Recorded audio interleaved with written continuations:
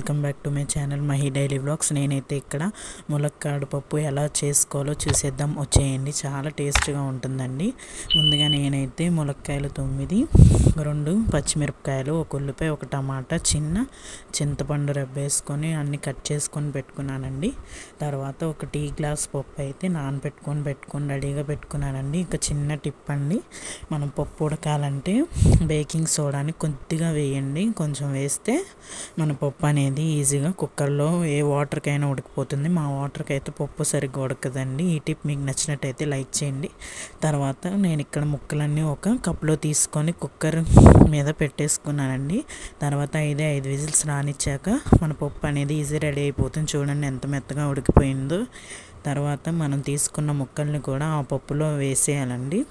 ఒకసారి పొయ్యి మీద పెట్టి ఆ పప్పులు ఉడికేంత వరకు ఆ ముక్కలు ఉడకనివ్వండి. కొద్దిగా రాళ్ళుప్పు వేయండి. రాళ్ళుప్పు వేసిన తర్వాత చిటికెడు పసుపు వేయండి.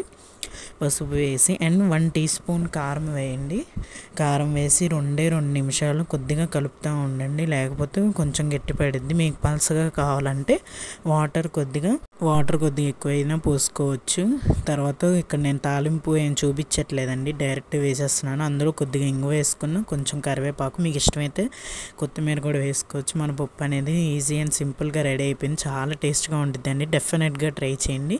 అండ్ మీకు ఎలా వచ్చిందో కమెంట్ చేయడం మర్చిపోమాకండి. సూపర్గా ఉండిద్దండి. వేడి అన్నంలో వేసుకొని డెఫినెట్గా ట్రై చేయండి. ఈ రెసిపీ మీకు నచ్చినట్టయితే లైక్ చేసి, షేర్ చేసి, సబ్స్క్రైబ్ చేయండి.